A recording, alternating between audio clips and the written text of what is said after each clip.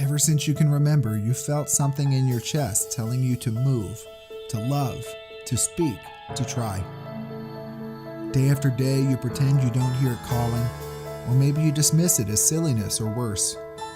But it's there, ready for you, and it will wait for you as long as you need. My name is Johnny G, and I invite you to join me on a journey of awakening as we dare to embrace our light. This is Refractive.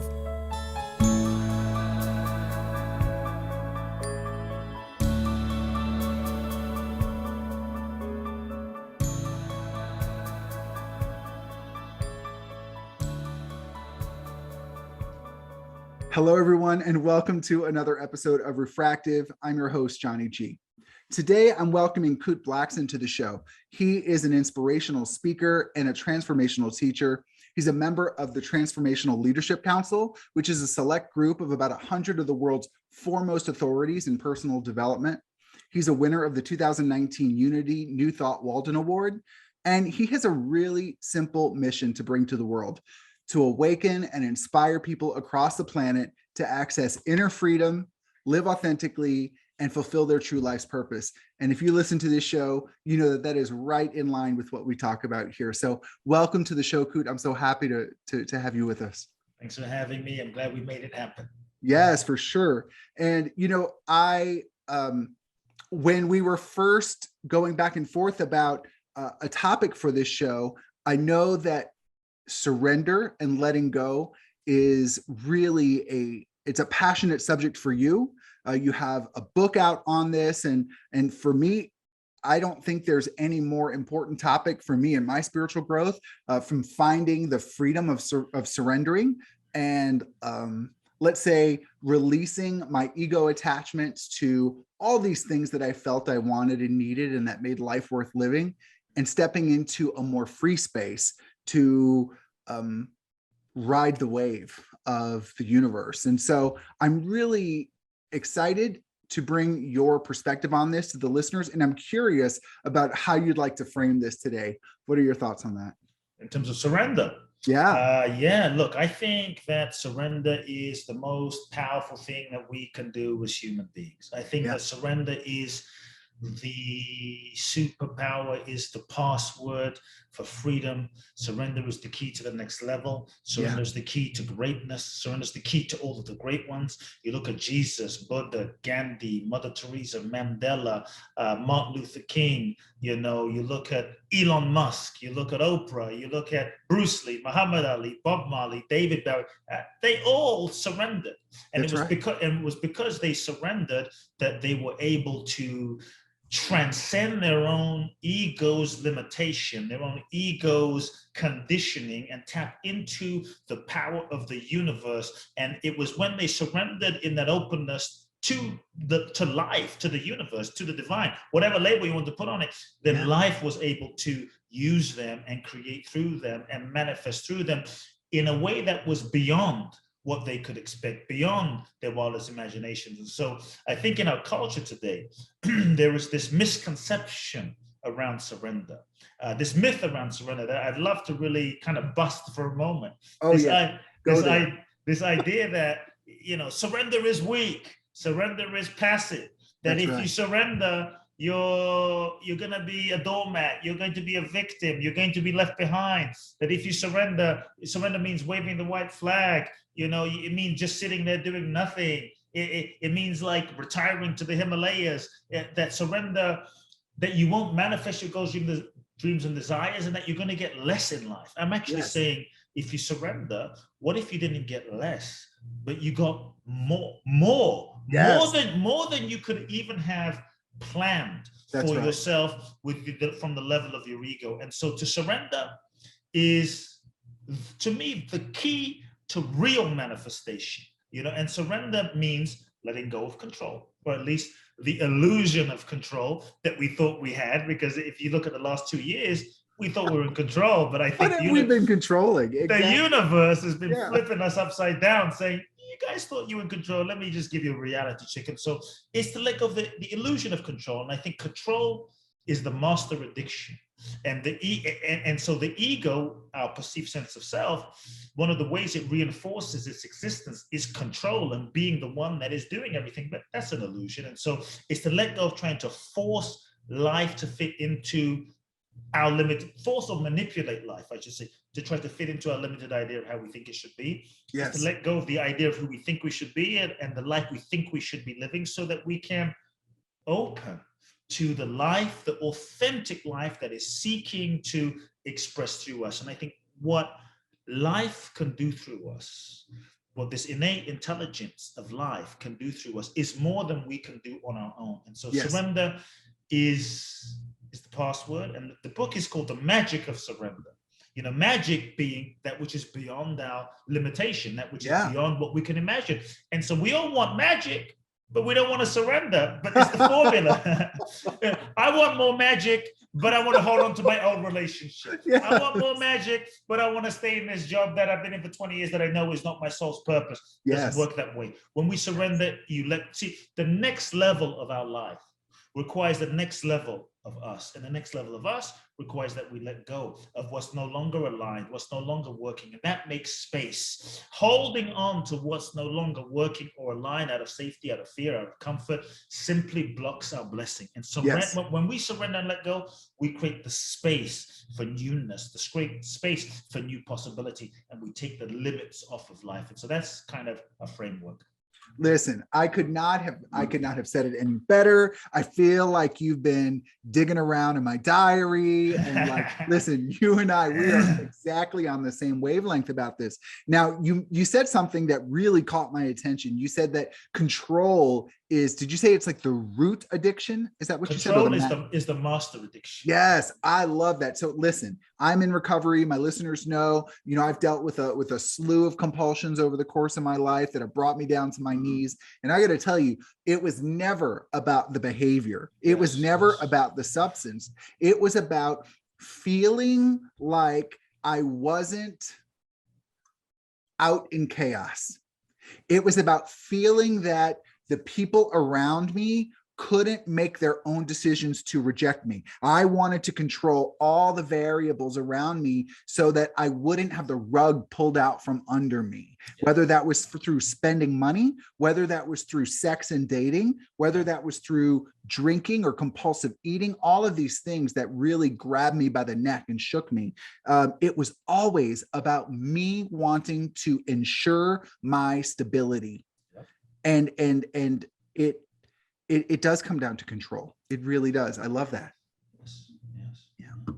When you are thinking about, when you talk about surrendering, in your mind, in your particular point of view, what are you talking about surrendering to? To life, really, to existence, to this intelligence that is life itself. This intelligence, life, been around for billions and billions and billions. Look, for instance, let's just bring it down to a not so even spiritual level. We all have a body. As human beings, it's unarguable. We have a physical body. We aren't the body. What we are is so much more, but we all have a body. Right now, even as you and I are sitting here, we've been listening, folks have been listening, we're having a conversation. Breath is happening. Breath is happening. Breath is happening. It's just been, in spite of us, it's happening. We're not sitting here going, breathe, breathe, breathe, breathe. It's just unfolding. Maybe at breakfast this morning or dinner, depending on when people are listening to this conversation, maybe you ate a piece of salmon. Maybe you're vegan and you ate a tofu burger. But how is it that you eat this tofu burger and your hand doesn't turn into tofu? Like there is an intelligence inside of this body. If we really just connect to our own nature and the intelligence that is inside of us, there are trillions and trillions and trillions and trillions and trillions of cells interconnected, synchronizing, just for us to be able to move our hand, just for us to be able to say a word, just for us to be able to see colors and process, millions of bits of information. What we are is truly miraculous, but somehow we forget that. And so it's just surrendering to our nature, surrendering to the truth of what we are, surrendering to that we are not just this body, that we are an expression of the infinite, an expression of the divine, surrendering to this innate intelligence that is inside of us, the same intelligence that is functioning you, functioning me, functioning 8 billion people, functioning all levels of existence, or the oceans, the fish, the animals, the cockroaches, the sun, the star, the same intelligence that's functioning all of life is the source of life. And so it's surrendering to that. But as human beings, somehow we've become disconnected from our own nature. We become disconnected from what it is that we are, and we become disconnected from nature. So I just tell people, take some time out of your day and really meditate on your body, observe your body, observe and be in relationship with what is living you, what is breathing you, what is functioning you. Because if you really just sit with that and meditate on that at the moment, it's freaking amazing. It's mind blowing. Oh my God, this physical mechanism and what is breathing us and looking out of these it's incredible. And so we've so become disconnected from what we are. And also nature, if you just take some time to observe nature, the trees and the sun and the laws of nature, it's just, there's a harmony there. I don't know about you, but I've never woken up, let's say midday, and it's been pitch black outside. Maybe unless you live in Scandinavia, but it's been pitch black outside. Every day the sun rises and every day the moon sets. So yeah. I think all of existence and all of life, it gives us living proof every day in its trustability. Yes. But we become so disconnected that somehow we think that we're not a part of this nature. We think that we're separate from nature. We are a part of this flow and a part of the nature. And so the surrender is to what we are. The surrender is to the flow of life. The surrender is to life, that we are an expression, a manifestation of life. But the challenge is we have gotten so conditioned from childhood. We can go into that as well, but we've gotten so conditioned from childhood to be a certain way, to be a certain person, to avoid pain and become this person we think we need to be in order to get love, validation, and approval, which is, so we develop all sorts of survival defense mechanisms to avoid pain of, dad was crazy, mom wasn't around, there was abuse, there was trauma. So we erected all sorts of defense mechanisms to not feel the pain and function and survive, and coping mechanisms to not feel, to protect ourselves, that we started to shut down our true light, shut down our ability to trust life in a certain sense. So it wasn't safe. And so we started losing this trustability. But then we also started learning a way of being to go out into the world. Who do I need to be in order to get love and validation? And boys don't act that way, girls don't act that way. And so we started to develop all sorts of roles and masks and identities and personas that we thought that we started to hold tightly onto, and we think that's who we are. We just got conditioned to believe this is who I am, but really it's not who we are. It's just what we were conditioned to be in order to function and survive and fit in and get our needs met. And so the more tightly we started holding into this way of being, then that got reinforced by family and friends and parents and society and school and those around us, et cetera, we start really believing that we are this thing, this mechanism, this set of patterns of conditioning that we call me. And we say, no, this is just who I am. I'm just this way. The question is who we are, who we really are, or is it just who we've been conditioned to be? And so the degree to which we become identified with this persona, this idea of who we are, is the degree to which we're not free. Yes. And the degree to which we're identified with our ego, the structure, is the degree to which sometimes surrendering can feel a bit scary. You can feel like, oh shit, if I surrender, if I surrender and I let go of this identity and this idea and this way I've been doing things, the way I've been keeping myself safe, then what will I be? So it can feel like a death to the ego, which is why sometimes we tend to resist surrender. But what I want to just say, just so people can hear it, which might sound strange because surrender can seem scary and difficult. Yes. I just want to frame for people, what if you just took on that surrender was easy? People might be thinking like, what do you mean? No, it's just for a moment. We're telling ourselves surrender's hard. And it seems hard, but I'm actually saying, what if surrender was easy? What if surrender was actually the natural way of things? The most natural. Yes. But because of our conditioning, right, to function, survive, avoid pain, get love, validation, approval, we become this thing. It's like, for those listening, I'm making a fist and I'm holding a pen.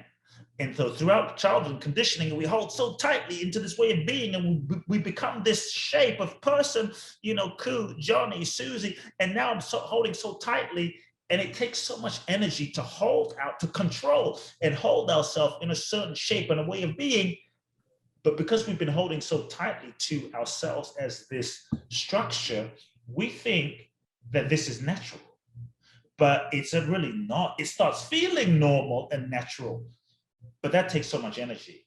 Yes. But how easy is it to really just let go? And that's where it's just, surrender is the natural way of things. We've just been conditioned out of it, because surrender is hardwired into our physiology. You breathe in,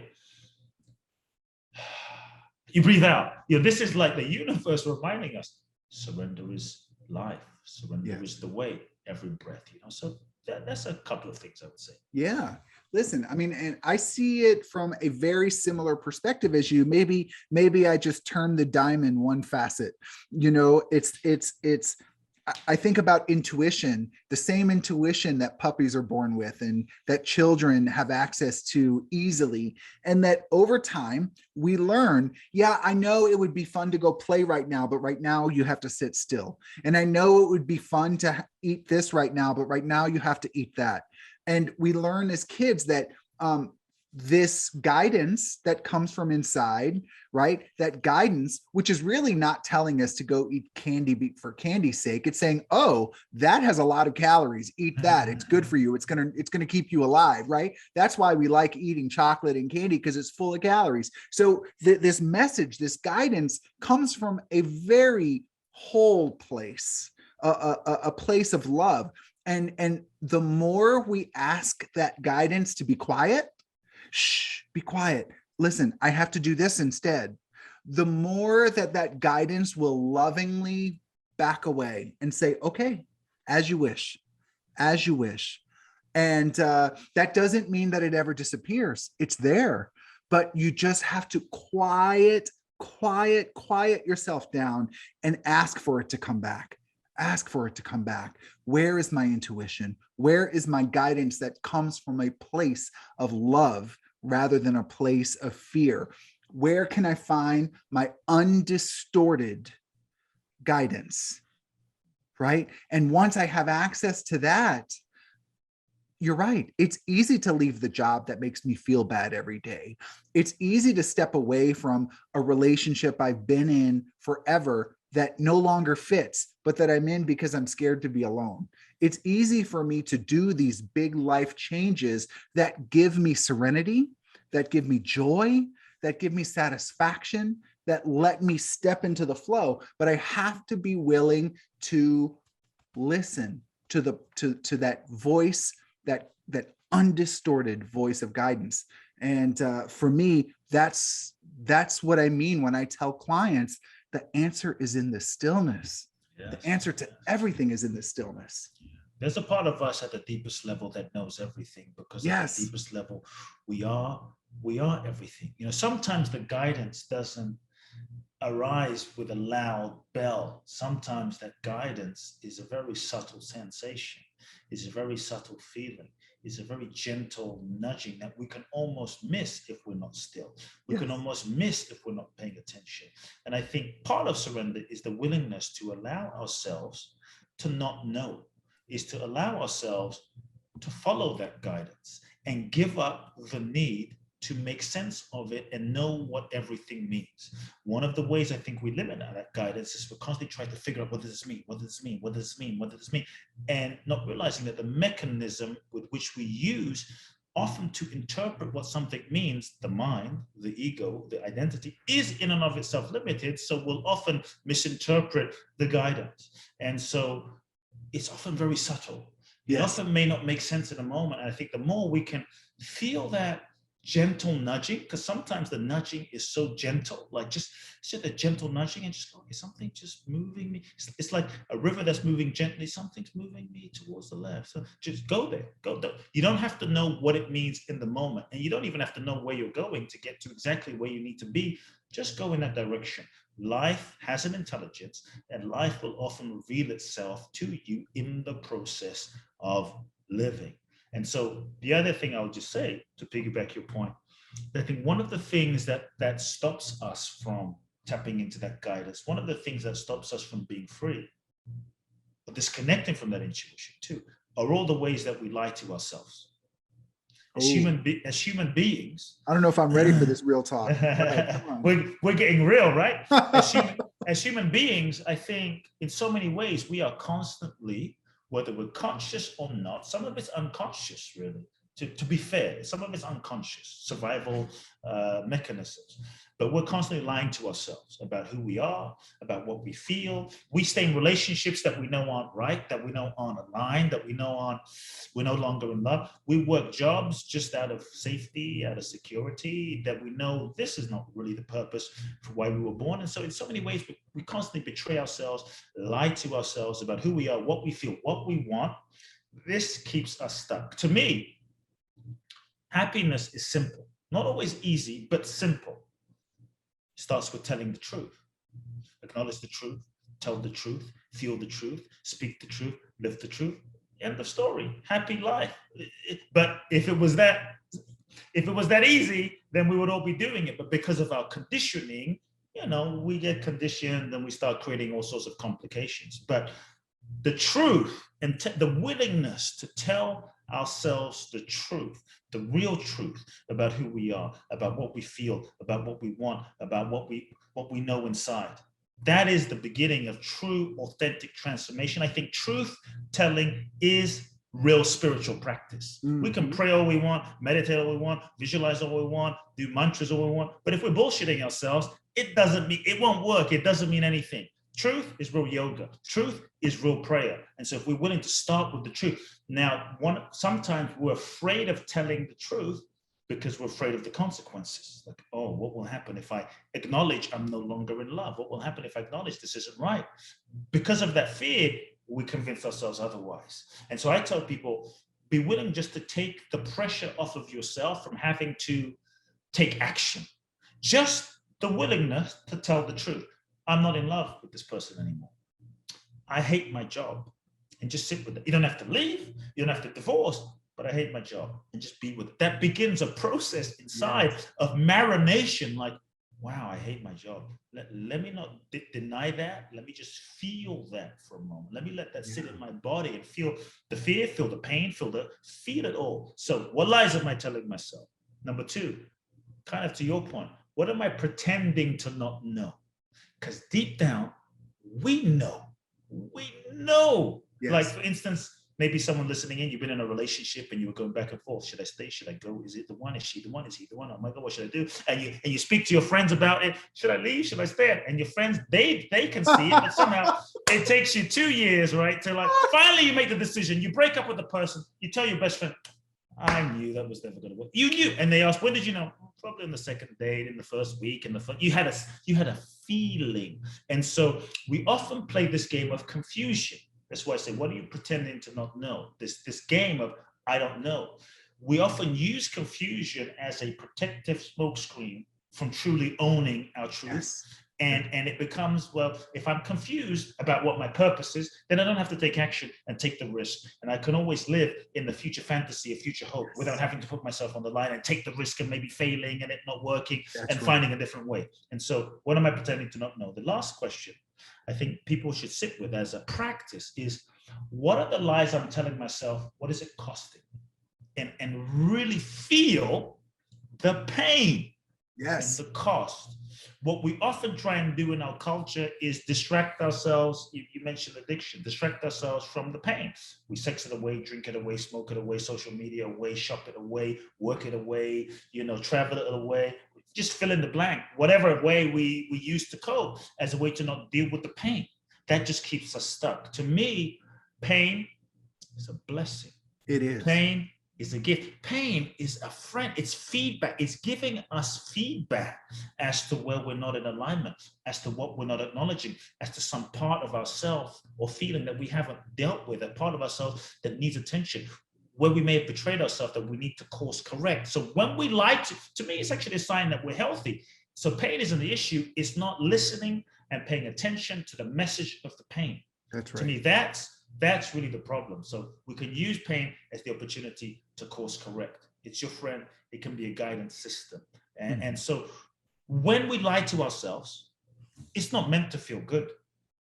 When we lie to ourselves, it's not meant to feel great. Yeah, I lied to myself and I feel amazing. No, I lied to myself, or I've been lying to myself, and it's painful. It's yes. And so that, to me, that's a sign that we're actually healthy. We have to just heed the feedback of that pain. And so when we lie to ourselves, it will often manifest as emotional pain in some way, depression, heaviness, sadness, emotional pain. It will often manifest as maybe a temporary physical ailment, a backache, a shoulder ache, some physical ailment, our unconscious speaking to us. It might manifest in some form of disease, right? Like an ongoing disease where your body, which has an intelligence connected to your consciousness, is speaking to you, saying, hey, pay attention. And so these are some ways that we know we're lying to ourselves, even if don't think we're lying to ourselves, because these things manifest that we have to pay attention to it. So I think it's super important. The more we tell the truth, the more we clear the way. And the more we clear the way, the more we become available for the new. The more we become available for the new. That's right. You know, like I know I already referenced the image of a diamond before, but you know, we're in this podcast right now called Refractive. And the reason that I named it Refractive is that, you know, my goal in life is to receive the light of the universe, right? To receive light and then to aim it out as well as I can. And I recognize that inside of me, there are distortions, there are fissures, right, in my gemstone that cause the light to bend, to refract, and to not necessarily to be able to aim it as effectively as I'd like, because there are aspects of me that distort the light of the universe. And the more healing work I do, like you say, the more truth I uncover and am willing to truly acknowledge and receive, the more truth I receive, the less distorted the light is when it flows out of me into the world. And that's my soul mission, right? My soul mission is to work through all of the distortions, to heal the many splintered pieces of me until I can receive the light of the universe and shine it out as purely as I can. And so I really, great analogy. I enjoy so much what you're talking about, the truth. This is the way, this is where the healing is. Can I say something about your analogy? Because it's a beautiful analogy, you know. And I want to add that the healing doesn't have to mean that we're going to be perfect human beings, you know. And this is something I see in personal development, like this drive for perfection. Like, you know, okay, I'm not enough. I heal myself, and then sometimes we get caught up in this need to be perfect, right? And so I always tell people, there's no perfection. That's just another addiction. Yeah, it's exactly. There's no perfection at the level of the personality. There's no perfection at the level of the personality, the three-dimensional reality in duality. So don't look for perfection at the level of the personality. Your soul is perfect. And so I think it's so important that we do the work, as you're saying, to massage and sort of marinate those distortions, create more space, and even in spite of ourselves, you know, in spite of some of those distortions, we create more space, different relationship with those distortions, knowing I am not the distortion. I can work on myself, I can heal, I can create more spaciousness and heal some of these distortions, and allow light, the light of the divine, to shine through me. Imagine this image of like a, you know, the stained glass windows in a church, like with these refractive sort of, you know, and so as light shines through, sometimes even our distortions and the way we see life, a little weird, a little strange, in our foibles, sometimes as we surrender ourselves to life and being used by life, and has always been my prayer when I speak and do, like, universe, just use me, despite myself, use me. When we truly surrender ourselves, then I found that light of the divine, the universe, can shine through us, even through some of those distortions, and create projections that, not perfect, but are beautiful. And sometimes people need to hear, they're necessary, the message in the way that your particular distortion projects that divine light. That's and so even if we've screwed up and we've messed up, we've done this and we've been addicted, it's like, when you understand, I needed to go through that, because that does create a certain curve in my personality that light then shines through, because your curve, that as light shines through you, Johnny, it reaches people that need to hear it in the way that light shines through your unique shape, right? And people need to hear it through the way light shines through my unique shape. And so I think when our relationship with, to me, the issue, because you mentioned it exactly, then working on yourself can become an addiction that never ends. It's a never-ending addiction. And so to me, the ego wants to seek and seek and seek and seek and seek and seek and never find. And one of the, we're going to go deep here for a second, one of the sneakiest places that the ego hides is in spirituality. Yes. In spiritual seeking. Heck because, it's like, I'm just seeking for myself. I'm seeking to be like the Dalai Lama and be perfect, because they were perfect. Not that they were on a personality level, but that's the never-ending trap of seeking. And so when we can realize that the issue is not the issue, the issue is really our relationship with it. The issue isn't the issue. The issue is how we relate with ourselves as we deal with it, Yes. And so, and I'm going on a tangent because you say it was okay to go on a tangent, but I see so many people beating themselves up and abusing themselves in the name of improving themselves. Yes. Jesus flipped the table like a real housewife of Jersey. So come on now. Beating themselves up in an effort to be better, in an effort to be their best. But I always say, beating yourselves up or abusing yourself to be better actually backfires and has the opposite effect. Real healing is not in taking the whip and beating yourself up to be better. Real healing is the application of compassion and loving to those parts of yourself that you judge as messed up, as screwed up, as distorted, as not okay, that you're ashamed to show anyone, that you deem as unlovable. Real healing is the willingness to apply love to those parts. And somewhat one might say, how do I apply love to this freaking part of me, man? This part has caused so much trouble. It's sabotage. It's wreaked havoc in my relationships. When we realize that even that part of us was seeking something. It was seeking to try to get us something positive. Just the way we went about it from our conditioned, hurt place wasn't healthy. We agree with that. It wasn't maybe a whole, but the motivation for those parts, for what it was seeking, was something positive. And I think when we can realize that underlying those behaviors is a positive intention, then we can change our relationship with those parts of ourselves rather than judging and say, oh, okay, like a child, like, oh, I understand, like a 5-year-old, like a 2-year-old, like a 3-year-old. If a 2-year-old peed on the floor or messed up, we wouldn't throw it out the window, take a baseball bat and bash this 1-year-old for being, throwing chocolate all over.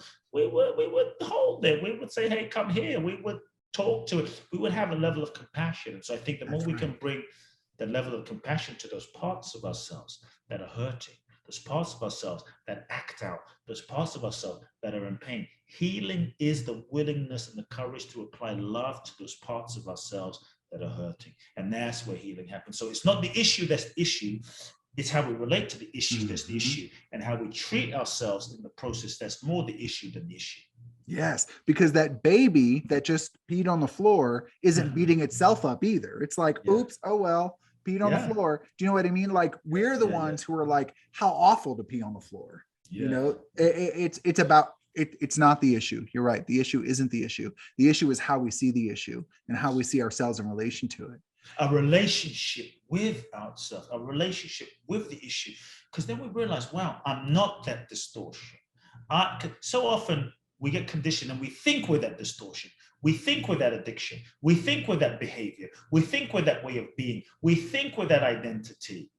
But we start taking a step back and realize, oh, I'm not that. And so I think if we're able to step back and observe the pattern, observe that pattern, observe that pattern, then there's a little space between what's observing and the pattern. Mm-hmm. And then we can realize, oh, I'm not that feeling. I'm not that pattern. I'm not that addiction. And then there's a little space. Yeah. So we've had a really rich conversation and we're kind of moving towards the end, but I feel like we have to talk about this for at least a second. Okay, cool. What then? I get a lot of pushback when I talk to people about surrendering. You referenced it at the very beginning of our episode about, well, I can't just be passive. I can't just not do anything. I can't do this. And so I wonder what your response is to people who say, I can't surrender. My kids are depending on me. I'm taking care of my elderly parents. I have responsibilities. No one's going to be there to wipe my behind when I'm old and by myself. I need to take care of myself now. I need to ensure my security. Like, I can't just leave myself to float out in the ocean of life. I have responsibilities. God gave me abilities to do things so that I can take care of myself. And this is what I have to do. How do you respond to that? I think we have to reference kind of what I said earlier, but I want to add to that now. Surrender doesn't mean sitting around doing nothing and being passive, and it's not an abdication of responsibility.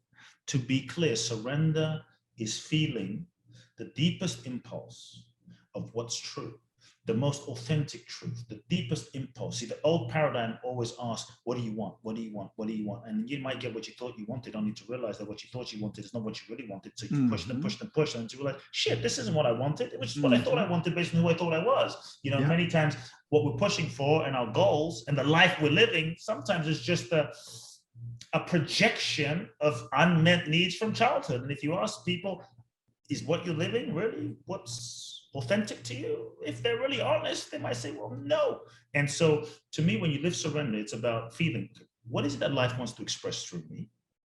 And feeling your deepest truth, deepest impulse, not your ego, the deepest, most authentic truth, the deepest, most authentic calling, the deepest, most authentic responsibility. And then aligning your actions and aligning your action strategy, resources, et cetera, with what's most authentic and true. And sometimes that might mean realizing, you know what? What's really true is to write that book that I've been putting off for 20 years because I've been freaking afraid, thinking no one's going to read it, no one's going to buy it. Who am I? I'm not good enough. And surrender might mean saying, you know what?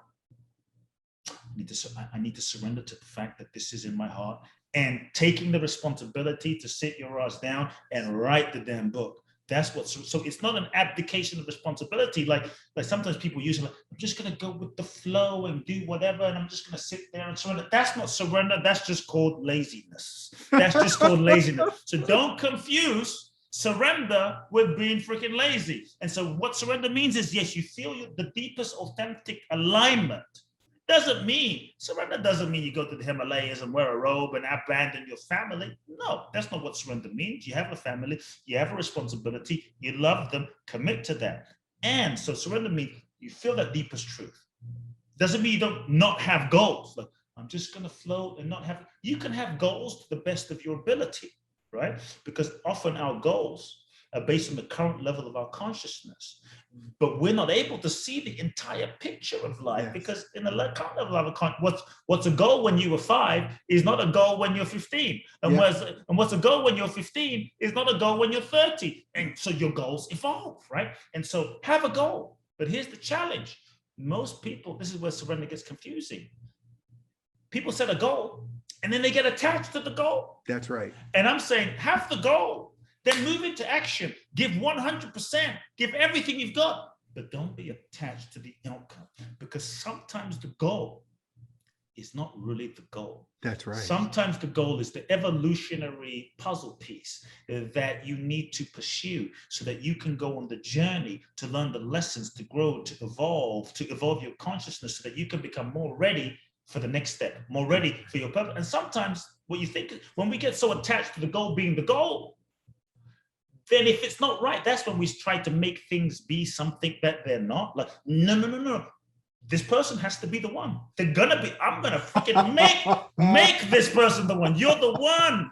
Okay. And so forcing something or someone to be something doesn't make it so. Yes. Right. And so it's giving everything, doing your part. And what I found is when you're going in an authentic direction now, right? And then you give 100%. When you know that you've given 100%, it's a hell of a lot easier to surrender.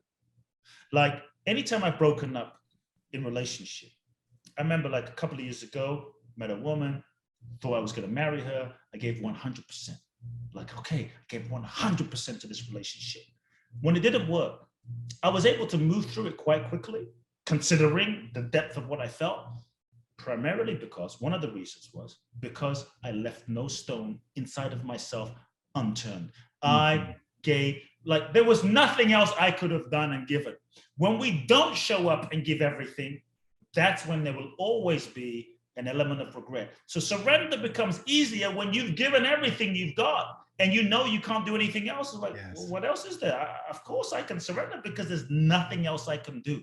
Nothing else I can do. So you give everything and you let go of attachment. Because when you're not limiting life, then if what you want doesn't work out, then you're free and you're available and open to the course correction from the universe to move in a different direction. And if we look at so many things in our lives, how many things didn't go according to plan but worked out better? Exactly.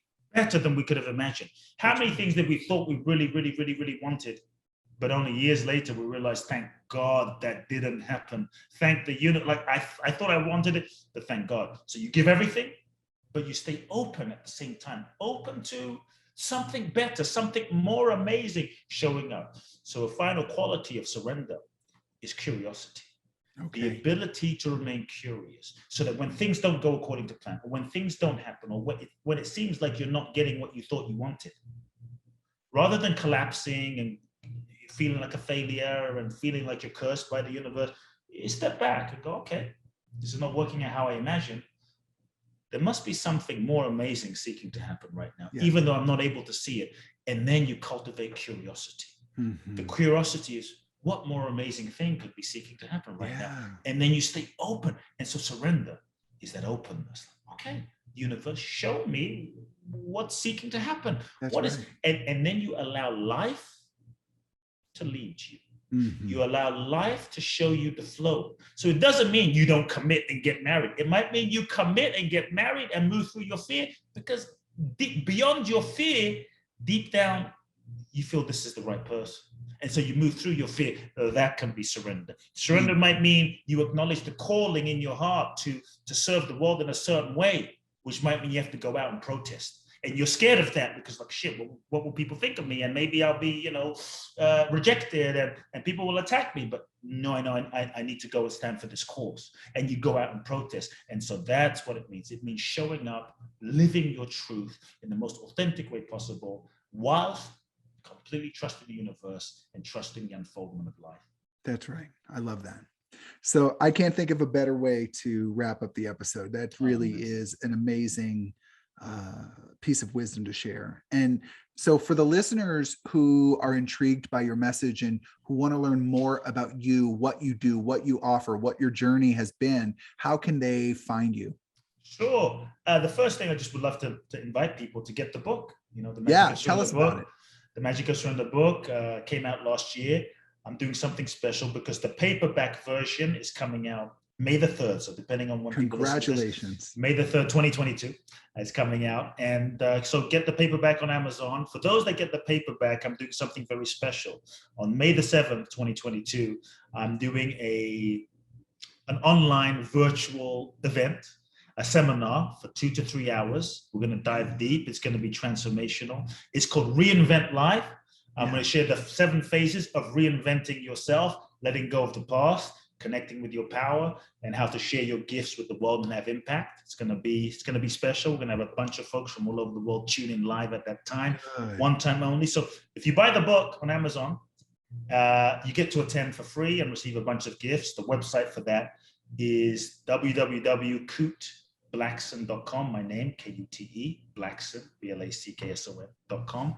Kuteblackson.com/reinvent seminar. Kuteblackson.com/reinvent seminar. So I hope to see folks on May the 7th. And my website, Kute Blackson. People can find out more about my events there. I do twice a year. I do a really deep dive transformational seminar in Bali in July and December. So people can go to www.boundlessblissbali.com. And I'm on Instagram and Facebook. Send me a message, say hi. Let me know you heard me on the show, Refractive. That's fantastic. Thank you so much. Everyone, I want to just thank you again for tuning in. I always love when we get to discover together these beautiful speakers that come onto the show. And as you go out and meet all of these souls who are just doing the best they can with what they know, try to be kind and aim your light. Take care.